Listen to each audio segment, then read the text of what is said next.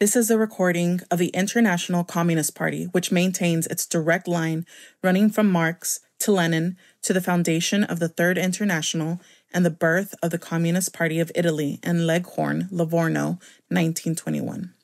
And from there to the struggle of the Italian communist left against the degeneration in Moscow and to the rejection of popular fronts and coalitions of resistance groups. Today, we will be reading from our Women's Question Index, our leaflet for International Women's Day, March 8th, 2025. March 8th, with the working class against the patriarchy. 1 in 3 women in the world has suffered physical or sexual violence. The aggressions often come from those who claim to love them, in an extreme assertion of a patriarchal right, so much so that many women live in fear of being killed within the walls of their own homes. Women cannot be free and protected until they have resolved their housing and livelihood needs. Wars, famines, and unemployment increase women's suffering. In Afghanistan, Ukraine, Palestine, Syria, Haiti, Sudan, and many other countries, violence is part of the daily life of the working class, and even more so of women. With the outbreak of war for the general division of the capitalist world, brutality will also increase.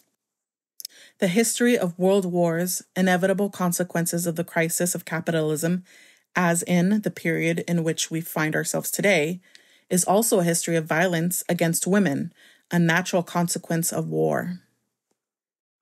With the worsening of the crisis of the capitalist system, women, who in peacetime were left alone and without solidarity, focused on defending their individual conditions, are pushed during war to be enemies of each other under false national flags, behind which every bourgeoisie hides its aims of mere capitalist profit. Today, while peace still reigns among the great bourgeois states, 69% of men have a job compared to 46% of women. Women earn 78% of what men earn. Equal pay for equal work is still a long way off. It is an ancient inequality that will last forever under capitalism because this is the fate it imposes on women. Even the great modern capitalisms, which consider every kind of atrocity legitimate in order to realize their imperialist ambitions, fight ferociously to satisfy the need for cheap labor in order to maintain their slice of the world market. And to this end, they resort to the oppression of working women. There is a growing number of non-governmental organizations that are supposed to defend women, but that more often than not do not organize the struggle and act, at best, on a level of mere assistance. While opportunists or petty bourgeois feminism not only sets male workers against female workers, but often excludes trans women and migrant women as well. The solution will come neither from bourgeois politics nor bourgeois charity. Only the working class can fight for the defense of the conditions of working women. Organized in militant, authentically class-based unions, women will increase their awareness and their strength as well as helping working class men to overcome their prejudices and habits.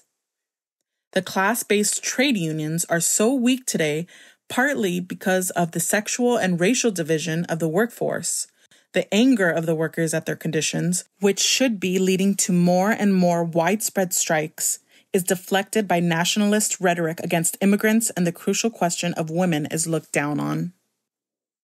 The strength of the working class derives from its numbers and its organization, and ultimately from the political leadership of the union movement that best fulfills this purpose. This is why the bourgeoisie does everything it can to keep our class divided, and to this end, one of its fundamental tools are the big collaborationist unions led by parties loyal to the capitalist economy and its political regimes. Patriarchy will only be annihilated in communism, but the working class is not postponing the fight against this monstrous relic. Already today, it is raising the question. It is committing the unions to the defense of the condition of women workers and is creating permanent structures in the unions for this purpose. The union of workers, above the divisions of gender, nationality, religion, and all sexual orientations, in the equal ranks of the struggle, in addition to helping men to give up the petty claims of masculinity, will give women the material and intellectual basis to protect themselves. With solidarity, we will fight the only honorable war, the class war, in our workplaces, in the streets, in our homes, and finally in our mindsets. Under the leadership of a party that opposes all forms of oppression, the International Communist Party, the class war will be able to succeed in freeing the material conditions to eliminate the patriarchy that still poisons all of social life. The emancipation of women coincides with, is identified with, and is a condition for the emancipation of the entire working class.